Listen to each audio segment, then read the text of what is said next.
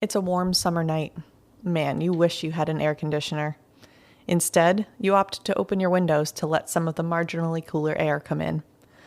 After tossing and turning in the heat, you finally drift off.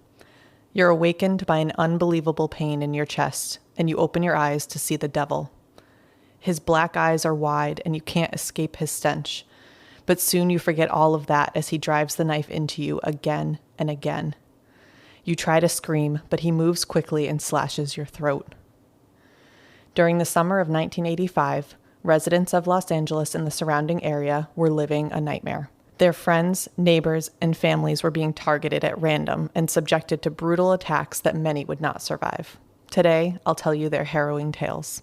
I'm Laura. I'm here with my best friend Marina, and this is Grim.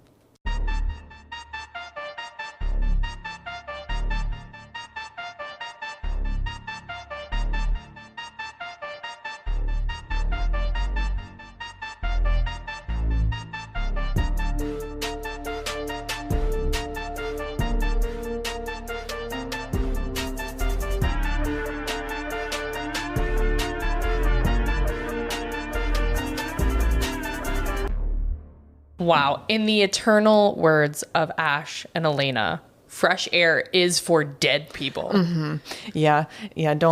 You will not ever open your windows ever again after this. I actually have a window that's in my bedroom, and all you have to do is climb up my little cellar thing onto the roof, and then you could just open it and step right into my bedroom. So I don't like to leave that one open at night. I do, so I'm gonna die. Yeah, but you're not gonna like this then. No. So with that, I'll start with attention, advertencia, warning, advertimento, advertizere. Warning. Okay, it's so important. I did lots of research. It's so important that I give a trigger warning at the beginning of this case. I like how you didn't start with English for the word warning. No, I wanted to do that last. But in all seriousness, so I also did Toy Box Killer, where I gave lots of trigger warnings there. This is, I would almost say more so just because in the Toy Box Killer, I really tried not to detail any of the acts of the crime itself. But here, I'm really going to take us through what happened to each person.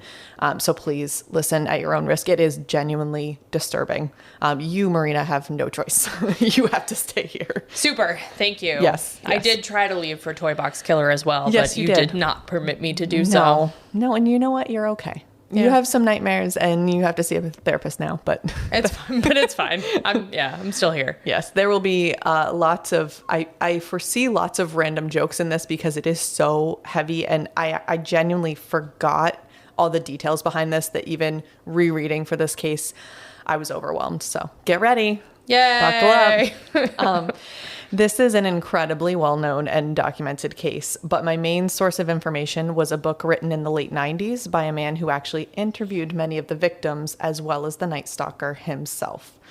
This unbelievably in-depth book is The Night Stalker by Philip Carlo. If you aren't intimidated by a 600-pager, I highly recommend reading this. And that one was also on your bookshelf. Yes, it was. Prior to the start And of I have Grim, read it correct? before. I had this, so this was my second time reading it. Casual.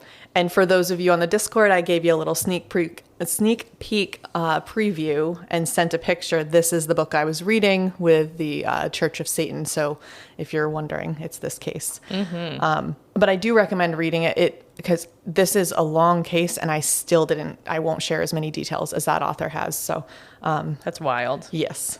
Now, before I tell you some of those details, we'll do our fun Patreon shout outs. Woohoo! So the first today is Ashlyn J. Ashlyn J, Ashlyn, we love you. We love you. Next up is Jen G. Jen G, we love you. We love you, Jen. Then Sharky. Sharky! We love you. And Shark Week's coming up, right? Oh, It's appropriate. is it? Yeah, Soon? maybe that's why. I don't know. Soon. Maybe. Okay. Soon. Well, there's a lot of blood in this case. So. Oh, boy. Next is Jennifer S. Jennifer Woo! S, we Jennifer, love you. we love you. And Jessica S. Maybe related. Jessica we don't S. know. Probably not. Jessica S, we Jessica, love you. we love you. Okay, now to ruin your lives. Okay. Seriously, thank you. As always, if you want to subscribe to Patreon, you get bonus episodes, all that sort of stuff. You can do the Discord that we mentioned. It's a lot of fun. Yeah, So and check it actually, out. we have some of our gremlins in the Discord share cases that Yes. they want to hear or that they're hearing about, or current events, current news, and they each will say, "Ooh, I haven't seen that. I want to look into that. Thanks so much for telling me." So, if you're really into talking about true crime, too, like, we're your people. Yes. Thank you. That is all. And memes. We like memes. We love memes. All right. We're going to get into it. Go ahead, ruin my day. I so will. 79-year-old Jenny Vincow lived alone in her apartment in Glassell Park, a small, low-income community in Northeast LA. She lived on the first floor in apartment number 2. Her son Jack lived in apartment number 9 upstairs. She had lived with her other son Manny in Brooklyn until a few years prior, but she'd moved west at Jack's insistence.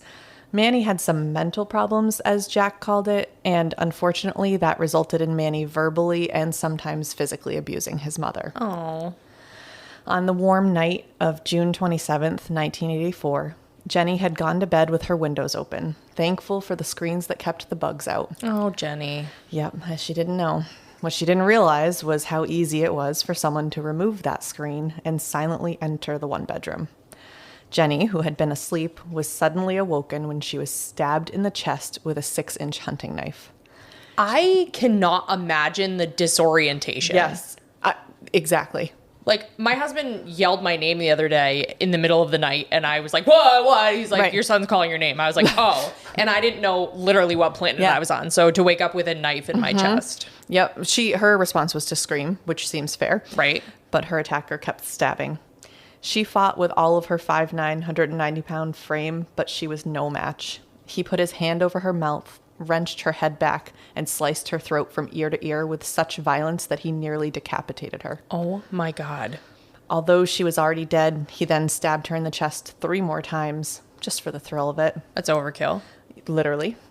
When he was done, he was parched, so he relaxed for an hour or so, had some water, and cleaned up, leaving before the sun peaked above the horizon.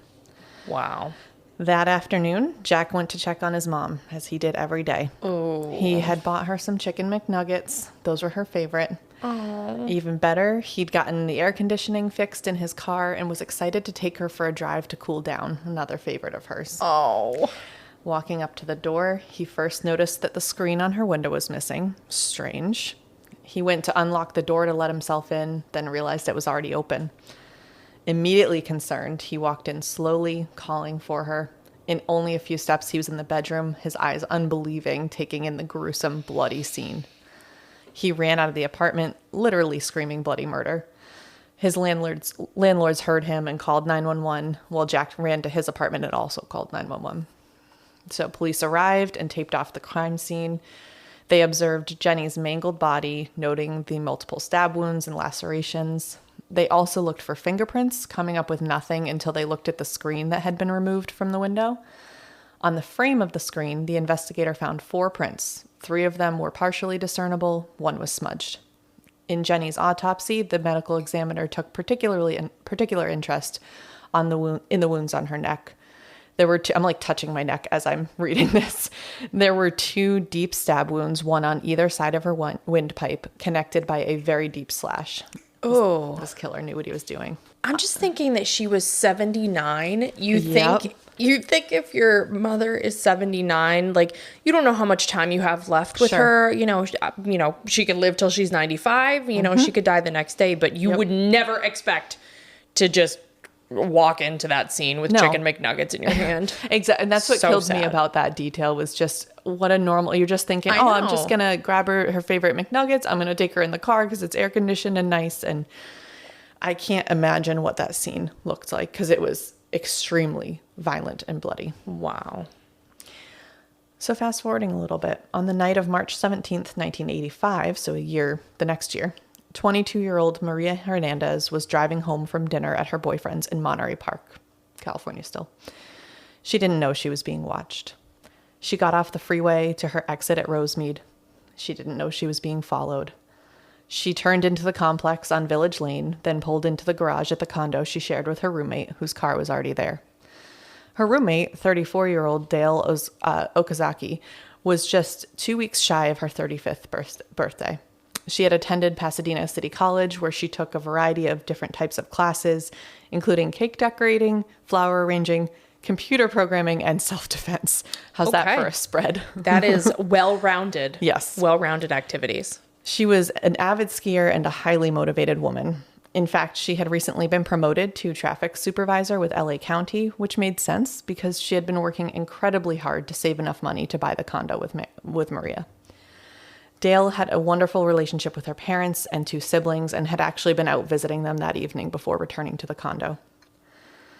Maria shut off the car, gathering her things, and got out. She walked to the door to the condo, hitting the button to shut the garage behind her, not realizing that her stalker had slipped in behind her. These are like all of my fears. This whole case is all of my fears completely realized. I have literal nightmares where I'm trying to close my garage door and it won't close all the way, and someone's like slowly walking up my driveway. Yep, that's what's happening. Yep.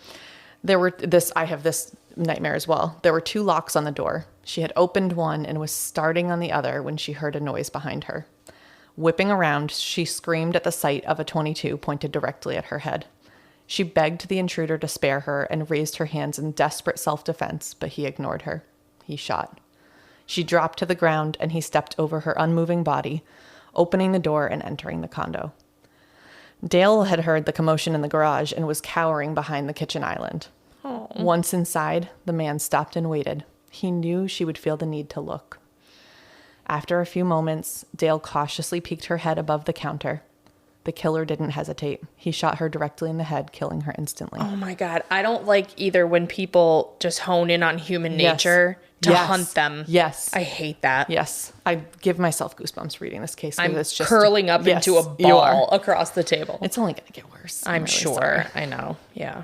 He turned and went back down the stairs, planning to leave his 2 victims for others to find. He was surprised when he saw Maria running down the street. Miraculously, when he had shot at her, the keys in her hand that she'd raised to protect herself had actually deflected the bullet. Oh my God. Instead of chasing her, he chose to retreat to his car and escape into the night. So she got away. Yep, she remained alive.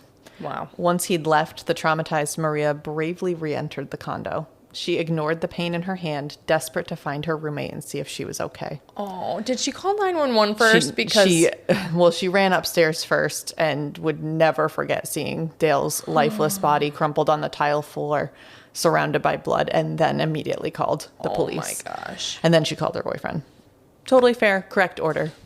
Made sense. I feel like I would call the police before I ran into the condo. I'm not sure I'd run into the condo. Well, I don't think she could. This is like 1985. Yeah, so I think she had to. She didn't have her flip phone with her. No, she didn't. Damn. No. So police and paramedics quickly arrived, but confirmed Maria's fear. Dale was dead.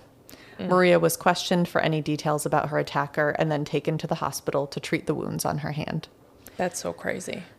Energized by the events at Dale and Maria's condo, the killer was not done for the night. He got back on the freeway, looking at the cars passing alongside him. It wasn't long before he spotted what he was looking for. 30-year-old Veronica Yu was on her way home from visiting a childhood friend, June Wang.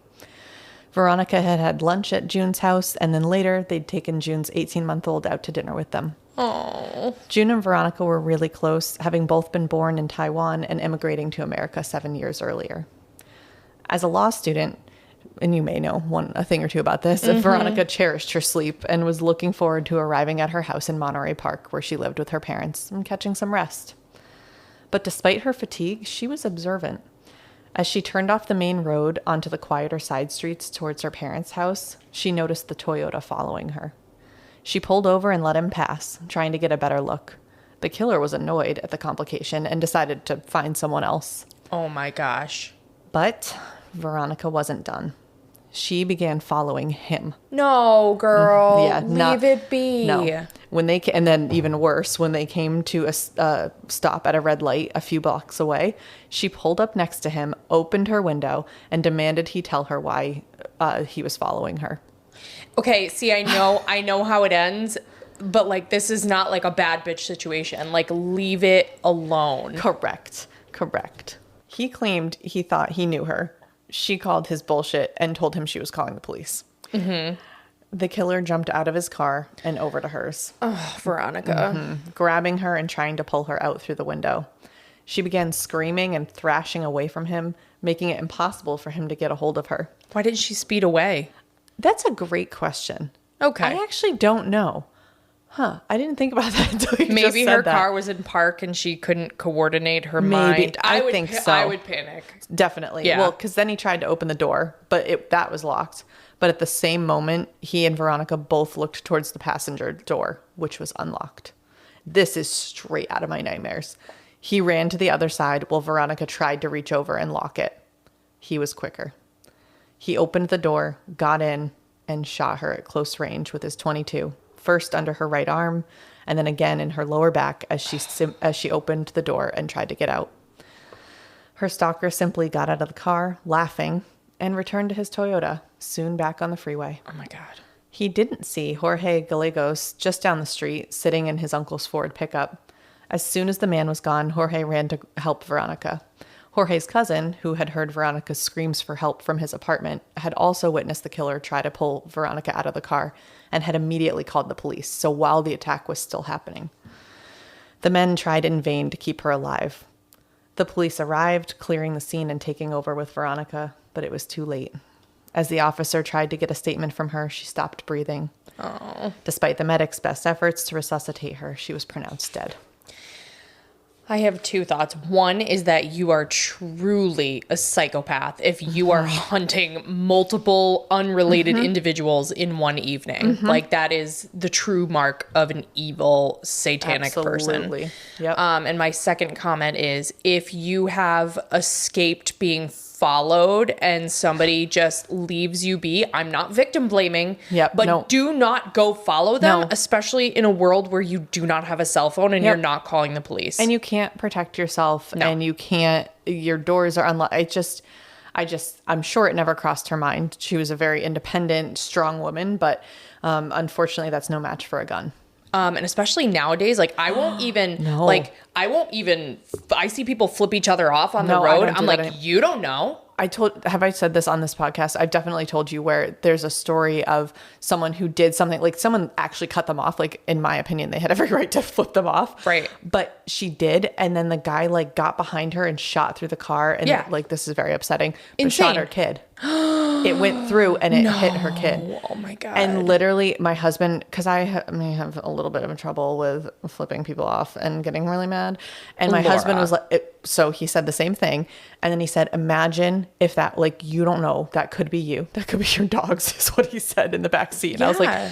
all right, that's fair. That's fair. Like, there's just don't do it. Yeah. Don't follow No. people. Don't. Though I do think that I would know if I was being followed, because Yeah. if I'm getting closer to home and Yep. people have been following multiple turns, Yep. I will turn down the street that's not mine, which actually makes me laugh when somebody else turns down the street that's not mine, and then they like pull into a house and I keep driving because, yeah. They're like, they're pre-following me. are they going to my house? Oh, that was nice to laugh. Yeah. But if you think you're being followed, you should not drive to your house. And if you are within the vicinity of a police station, just drive right to your police station. She did. I left this detail out, but of course now I'm going to tell you that she was looking for a police car and all that, but should have continued with that path and not. I'm so sad for her that she didn't just drive home. I'm really sad for her. I know. Well, honestly, that might not have worked for her either, because I think he would have followed her. So I don't think she had a good outcome either way in this case. Well, if she just didn't turn around and follow him. Yeah, But I know. sorry, Veronica. R.I.P. I know. R.I.P. girl. All right. So 2 murders on the same day quickly caught the attention of the LA Sheriff's Homicide Department, which consisted of 5 teams of 12 to 16 detectives. They worked in a rotating cycle. On this night, it was Deputy Gil Carrillo who got the call. A man with presence at 6'4" and 280 pounds. Damn. That's a weird way to say that, but 280. 280. Earlier you said like 5'9", 99, and I was like, they're 590 pounds? And then my brain caught up. Yeah, all right. We're just having trouble with the numbers here. It's hard. Anyway, Gil was a family man. His wife, Pearl, supported his challenging career and stayed home with their 3 children, Renee, Tiffany, and Gil Jr. Gil was a Vietnam vet, having served at the height of the Tet Offensive and receiving a Medal of Valor and a Bronze Star. With LA County, he had worked over 300 murder cases, and at just 34 was the youngest detective in the department. Wow. So, awesome guy. Gil started his investigation by going to Maria's condo to look at the scene.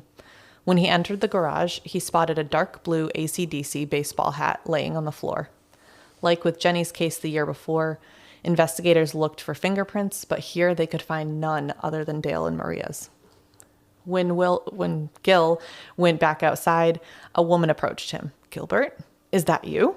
He was confused since no one called him by his full name. When he got closer, he realized she looked familiar. She told him that she was Gil's sister's friend and Maria's mother. Oh my gosh. That hit Gil really hard. This tragedy was now personal. Gil arranged to go to the hospital to interview Maria.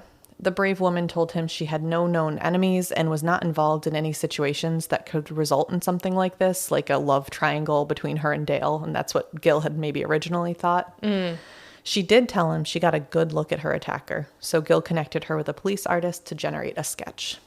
I would imagine if you were attacked by someone, you would spend a lot of time trying to figure out if there was somebody with a vendetta, because you wouldn't know whether it was random or not. Absolutely. And that's, when Gil was assessing the scene and having seen 300 murder cases, I feel like you have a gut feel for some of this stuff. And he was just like, this makes no sense. Why would someone target these women? Now, in the meantime, ballistics had confirmed that the bullets that killed Dale and Veronica had both likely come from the same gun. Worried he had a serial killer on the loose, Gil called the best of the best, Frank Salerno.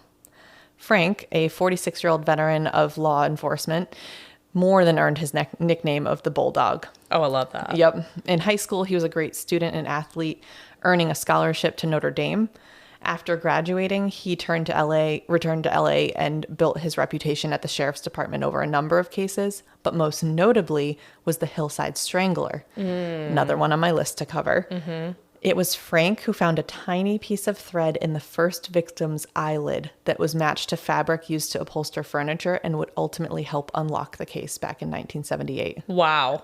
Spoiler alert. Yeah, I know. For a future episode. I was thinking that, and I was like, all right, I'll leave it vague enough because I actually don't know all the detail and I don't know how it unraveled. But anyway. No pun intended with the piece of string. Wait. Oh, shoot. Wait, there's one more button. You're welcome. Okay. Oh, well, I'm blushing. That was funny. That was hilarious. Anyway, Frank was just slightly smaller than Gil at 6'2", 220 pounds. In addition to his detective skills, he was also an avid sportsman who loved to hunt and fish. He stayed in great shape, swimming every day in his pool. Frank had married his high school sweetheart, Jane, and the two had also had 3 children, Terry, Frank Jr., and Michael. Together, Gil and Frank, who both believed they were going to be looking for more murders connected to Dale and Veronica's killer, began listening to police reports for similarities while digging into the investigation. Did they connect the dots to Jenny? Not yet. Okay. Nope, because that was in June of 84, and these murders happened in March of 85. So they just had no reason to connect to that one. Right.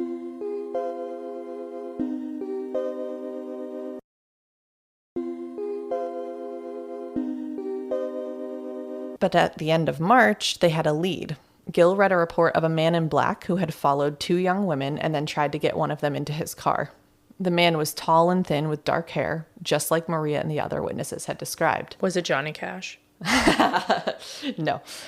Is that tall, dark, and handsome? No. The man in black. Oh. Okay.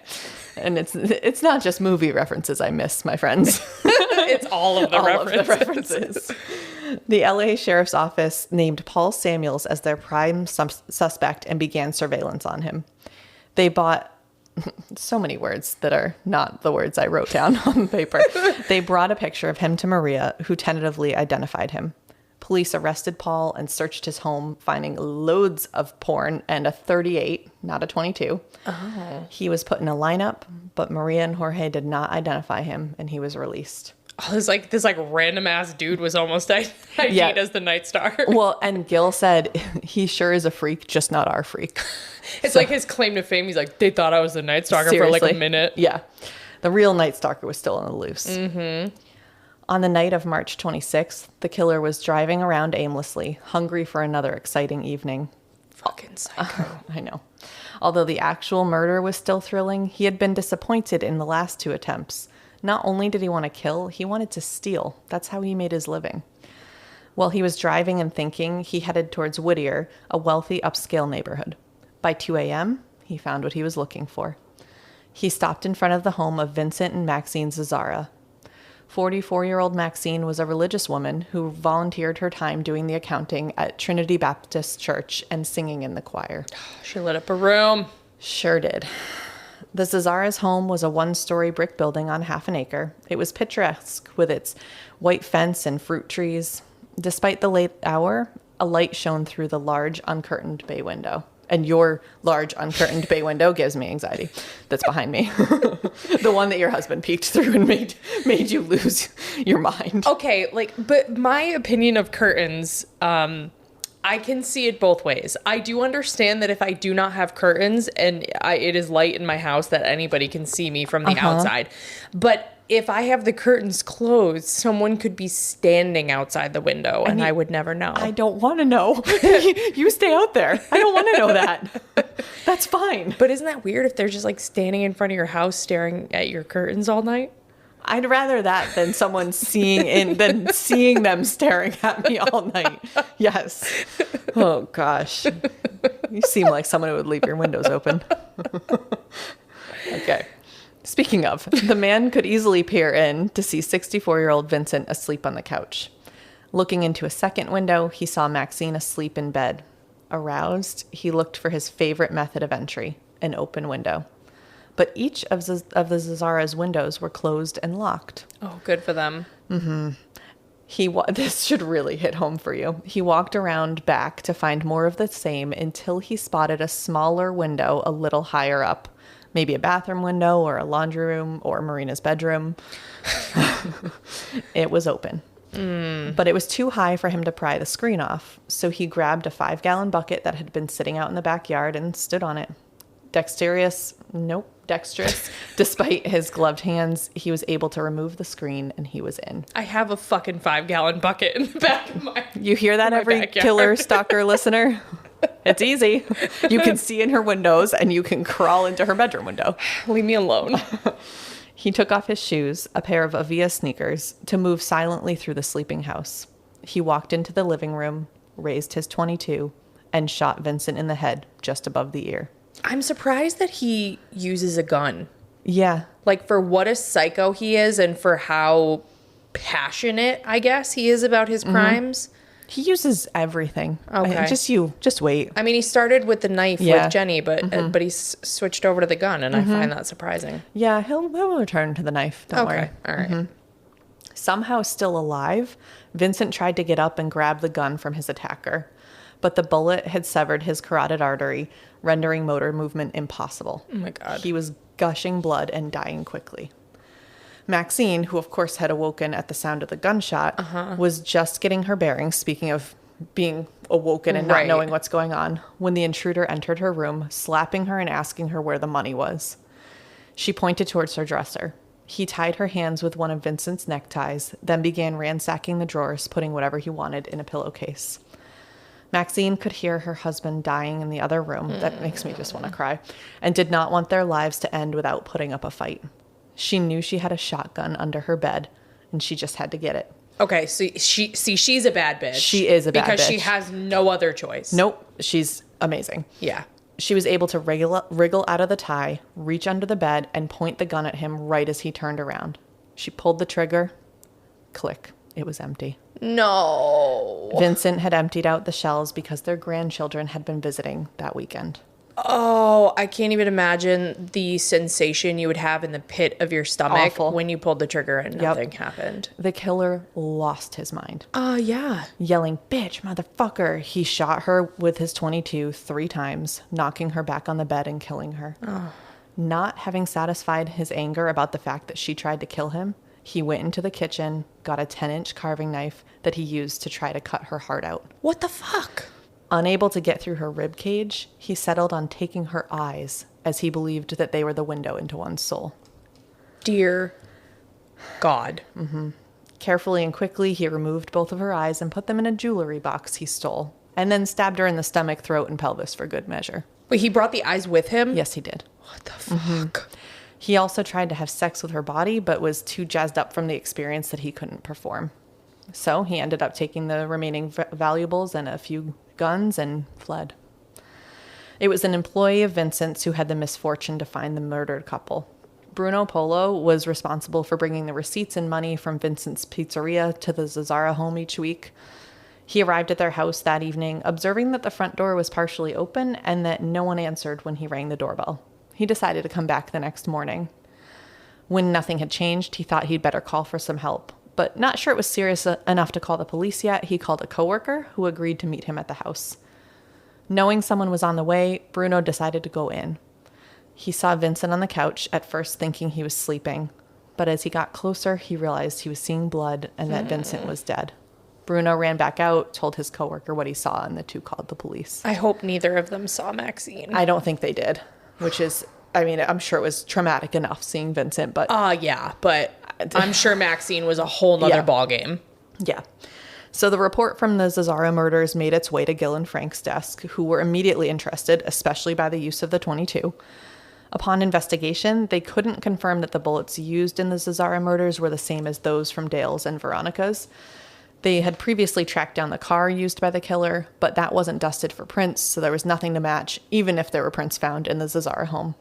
But the match they could make was to a shoe print found outside of the Zazzara home. It was those same Avia sneakers as the ones identified in a different set of assaults, not murders. We didn't talk about them.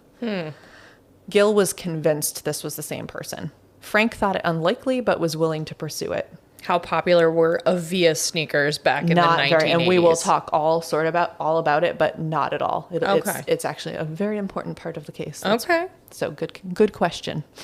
Thank you. Together, Frank and Gil went to their captain, Bob Grimm, and yes, that is spelled with 2 M's, like your favorite podcast. Captain Grimm trusted Frank and was willing to take a chance. Okay, I love that. I know. Isn't it amazing? He had Frank and Gil assemble a team, and the men began their hunt in earnest. Knowing the locations of his most recent crimes would be crawling with police presence, the killer chose the hide-in-plain-sight method and returned to Monterey Park, where he'd attacked Veronica Yu.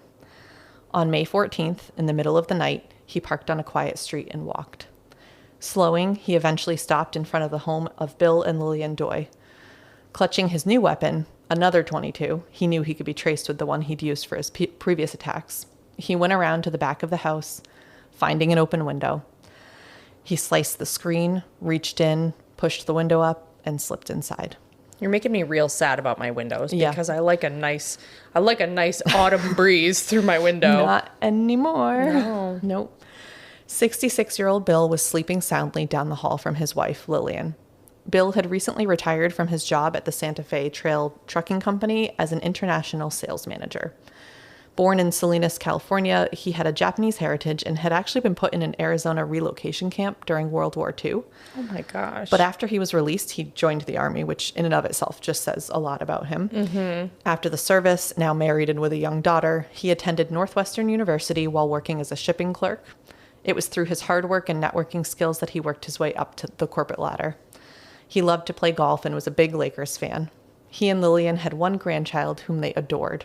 Oh. And they cared for each other as well. A few years earlier, Bill had had a heart attack. Although his health was improving, it was tough, considering Lillian had had a debilitating stroke 2 years before.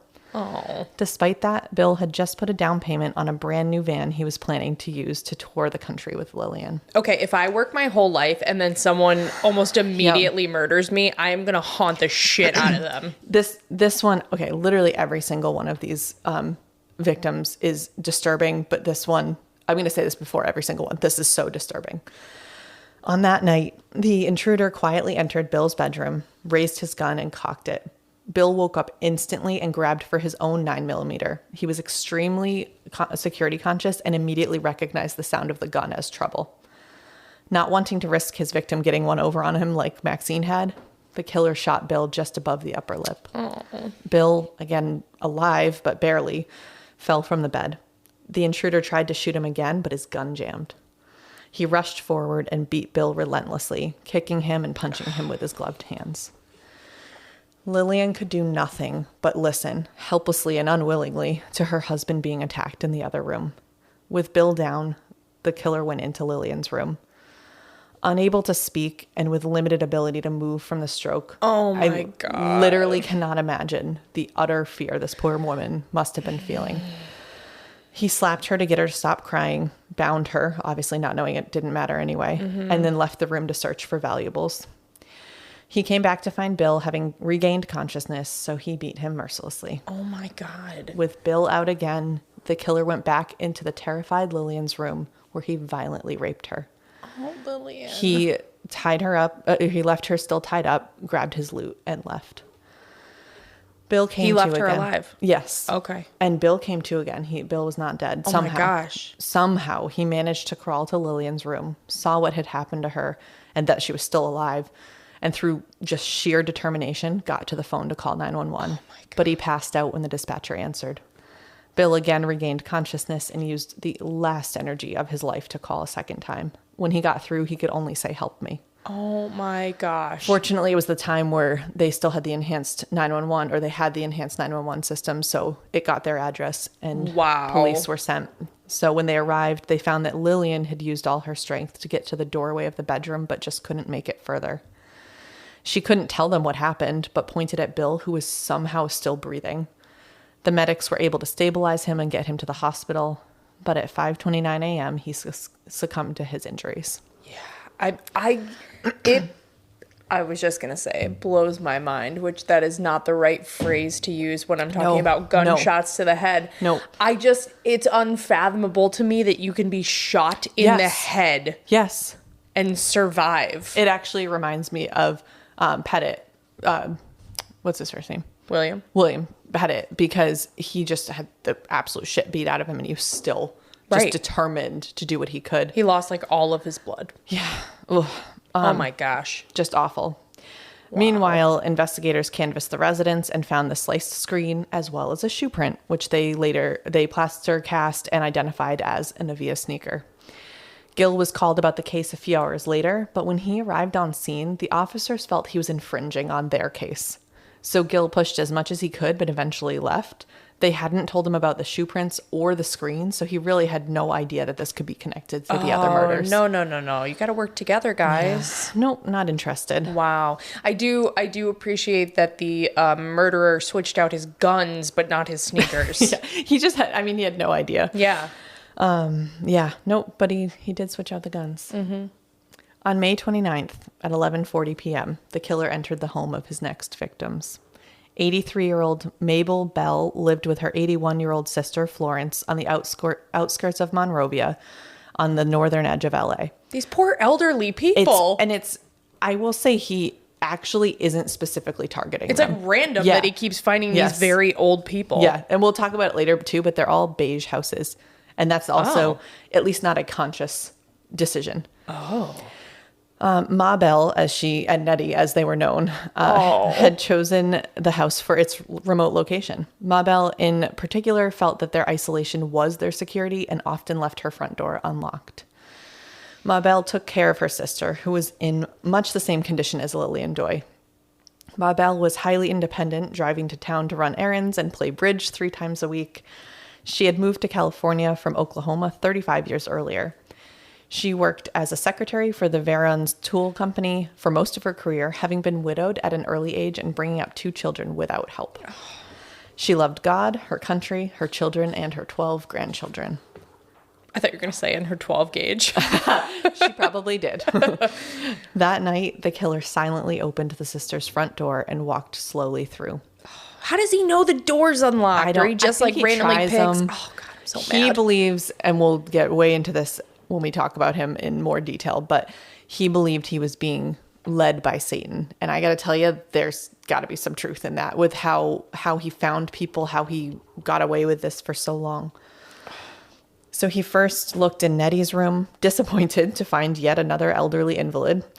After also seeing Ma Belle, he became frustrated. Not only were these not the young women he preferred to attack, but they didn't appear to have anything valuable he could steal. He went into the kitchen to get a knife, but couldn't find one to his liking. Angry now, he grabbed a hammer, went straight to Nettie's room, and violently struck her in the head repeatedly. Oh, Nettie. Feeling slightly better, he grabbed the clock from her nightstand and tied her hands with the cord.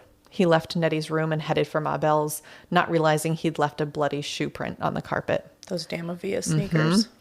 In the older sister's room, he struck Ma Belle in the head with a hammer. She began screaming at him to get out of her house, but he hit her again, obliterating her head. Oh. He grabbed duct tape and bound her. Then he grabbed, I don't know. But then you can ask the same question with this. He grabbed the cord from her alarm clock, frayed the wires, and then used the cord still plugged in to shock her. And she was actually still alive. Why? Again, aroused by his activities, he went back into Nettie's room and brutally raped her. Oh my God. Pleased with himself, he went to Ma Belle's room, grabbed red lipstick off her dresser, and drew a pentagram on her thigh and the wall above her bed. He went back into Nettie's room and drew a pentagram on her wall too. And then, like the times before, he gathered a few meager valuables in a pillowcase and left. I don't have any words left anymore. I know. It's okay. We'll get there. The next evening, the killer was again cruising out on the highway. The stolen Toyota was now in police custody, so he was driving the stolen Mercedes he'd used to get himself to Ma Belle and Nettie's house. In the early morning hours of May 30th, he found himself in Burbank on the other side of LA. He stopped in front of a nice-looking beige stucco house with a big bay window on the front. Are you changing your mind yet about your window? Okay. He got out and walked around, trying the doors and windows, but they were all closed and locked. Almost ready to try another house, he spotted a doggy door. No. He reached in and up and was able to unlock the door with his gloved hand. I don't have dogs, so. No doggy door. I have that one thing going for me. Yeah, that's all right. They're already in your house. It's fine. He found his way to the bedroom of 42-year-old Carol Kyle, who was still sound asleep in bed. Putting the gun to her head, he yelled, "Wake up, bitch. Don't scream or I'll kill you." I would immediately scream. Yeah, same. He asked her who else was in the house, to which she replied her 11-year-old son. Oh, no. He dragged her out of bed and down the hallway to her son Mark's room. He had her lay down on the floor while he flung the boy's door open, ran in, and put the gun to the child's head. Despite his threats, Carol ran in after him and threw herself between him and her son. Frustrated, the intruder just dragged them both out into the hallway and put them in a closet. He kept them there while he ransacked their home for any valuables. When he was done, he came back and pulled Carol out of the closet, asking where the rest of her valuables were. When she said they didn't have much, he roughly stripped off her clothes, then pulled his own pants down and made her perform oral sex. No. Afterwards, he violently raped her and then sodomized her several times.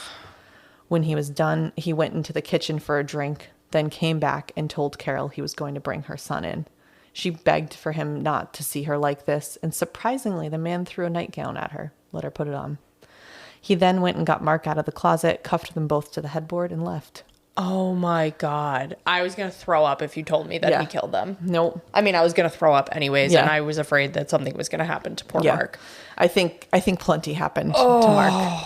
Because I think he knew everything that was going on while he was in that closet. Yeah. But he's alive, scarred for the rest of his life. But so once the killer was gone, it was actually Mark who was able to reach the phone to call 911. But the killer had cut the cord between the headset and the receiver. However, that didn't really matter. The call still would go through. Right. And again, that enhanced 911 system picked up their address.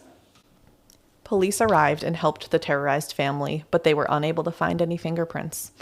Investigators worked with Carol to draw a sketch of the intruder, but it looked nothing like the one created by Maria Hernandez. Oh God, I would be so bad. I'd be like, they had eyes. Seriously. They were scary. Yep. And nose. There was a nose. Yes, exactly. It reminded me of, what was the Humpty Dumpty sketch? Oh my God, it was like just like an egg shaped with no features whatsoever. That would be my description. I'd be like, it's a person of the male variety. Now, these crimes were not yet connected to those of the previous day because Ma Belle and Nettie had not yet been discovered. Their 78-year-old gardener and handyman, Carlos Valenzuela, had been by the day after the attacks and rung the bell, getting no response. He came back the next day, still no answer. And finally, on June 1st, he still got no answer at the door and noticed that the sisters hadn't picked up their newspaper for several days. Worried, he opened the door and called for them. He came across Nettie, whom he believed was dead. He ran out and drove down to the neighbors, because remember, they're pretty remote, and called 911. When the police arrived, they found Ma Belle first. Amazingly, she was still alive, despite the visible brain matter protruding from the left side of her head. She was comatose, which I definitely think was a blessing at that point. When they came across Nettie, she too was comatose with parts of her brain exposed. Oh my gosh. It gets worse. The bindings... How? Well, just keep listening, my friend. The bindings that the killer had put her in were so tight that they'd caused her hands to swell beyond what her skin could handle, causing the backs of her hands to split and bleed. Both women were brought to the hospital, but Ma Belle would die 3 weeks later from her injuries. Oh my gosh. Investigators noted the footprint in the blood, but not that it was the same Avia brand as those found at the other crime scenes. Between that and the fact that there was no forced entry, nor was a gun used, Frank and Gil were made aware of the crime, but weren't sure if it was connected to their killer. Another escape by the Night Stalker. Do you know why this is worse than the toy box killer? Because you spared us the details of the toy box killer, thankfully, because I've heard some of those details. Same. I don't want to. And that would be why I gave you warnings in different languages at the beginning, because it's gruesome. There's no words. I'm going to leave now. Okay. Well, you can't do that. Patty Elaine Higgins was a 28-year-old teacher at the Braddock School in Arcadia, California. That would be the same Arcadia where Peabody number 8 takes place. So you can go check that out, the case of Jeannie Wiley. We deemed that one interesting. Oh, okay. Mm-hmm. Yep. There was construction happening in the lot next door to Patty's house, and the foreman of the site, Don Bonelli, had asked Patty if she would be willing to run an extension of her phone line for him to use during the job. Because remember, 80s, no cell phones. Yep. Ever the helpful, kind person, Patty readily agreed. Around the same time as Ma Belle and Nettie's tortured bodies were being brought to the hospital, Don heard Patty's phone ringing incessantly. He decided to pick it up. It was someone from the Braddock School looking for Patty, as she hadn't come in and hadn't called out. Oh, no. The woman asked if he would please check on Patty, to which he agreed. Don walked over, seeing nothing amiss in the front of the house. He walked around back and saw a broken window pane in the back door, which itself was ajar. Cautiously, Don walked in, calling for Patty. He received no answer, so he proceeded slowly. It was evident that the house had been ransacked, and after just a few steps, he saw Patty on the bathroom floor, clearly deceased. Someone had beaten her and nearly decapitated her. My gosh. Don ran back outside, got on the phone, and called 911. That's not like him to break the window, though. No.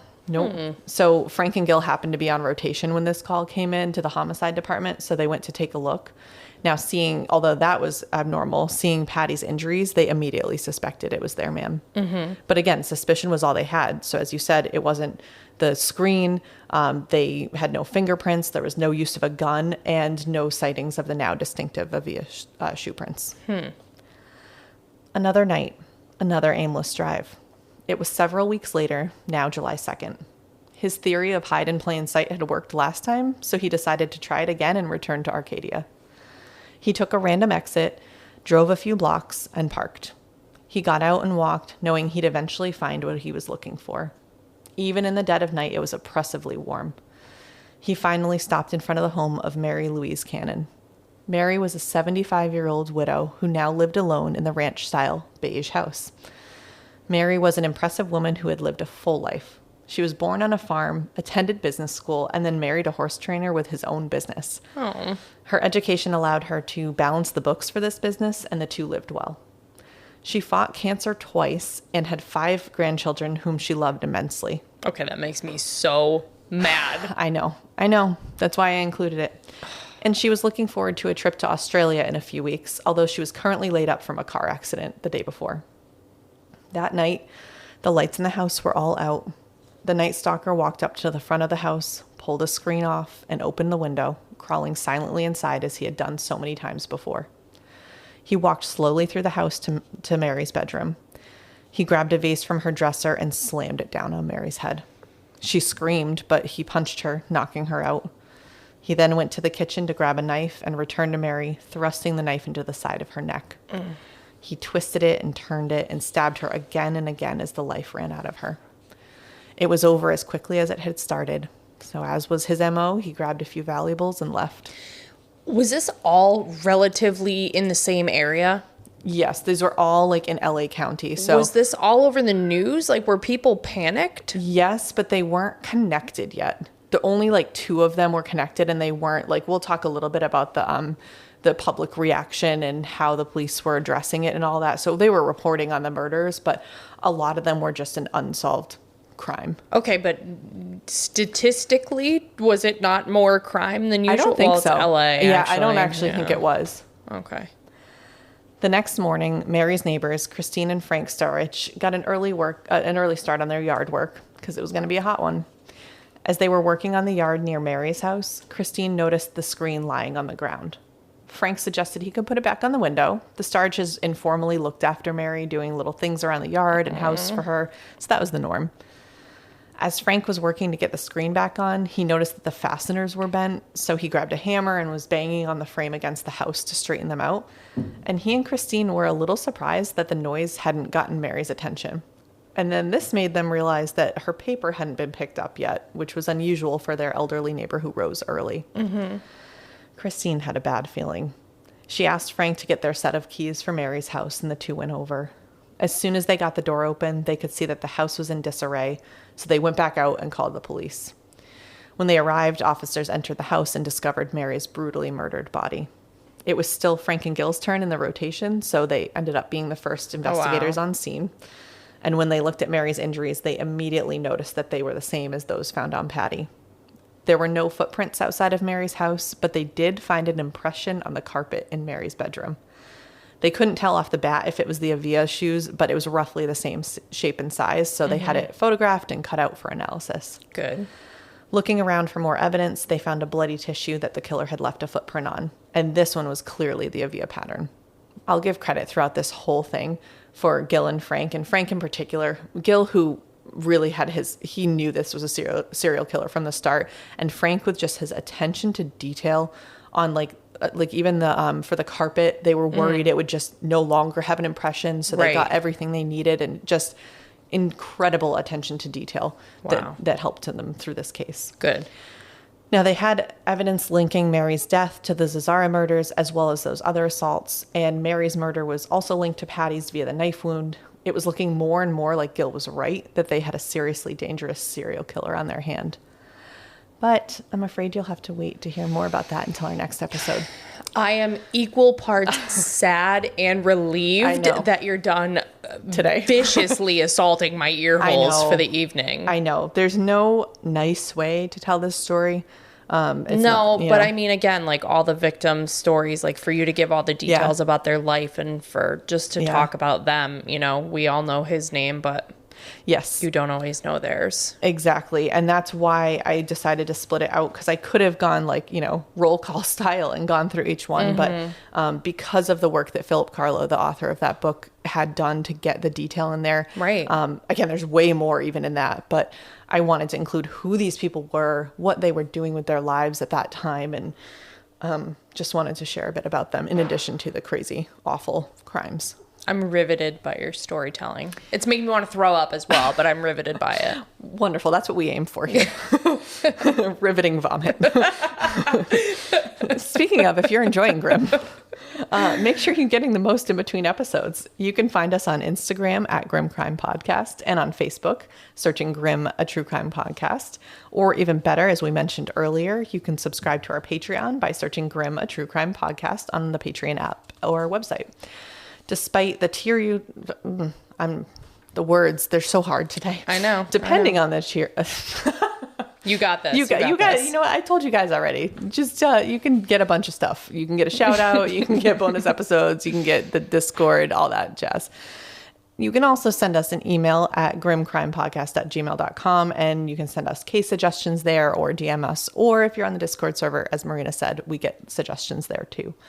Wherever you do listen, please rate us, or even better, leave a written review. We do screenshot those and share them and send lots of love emojis back and forth about it. Mm-hmm. But no matter what, thank you for being here. And remember to listen, learn, and stay alive until next time, because the future is grim.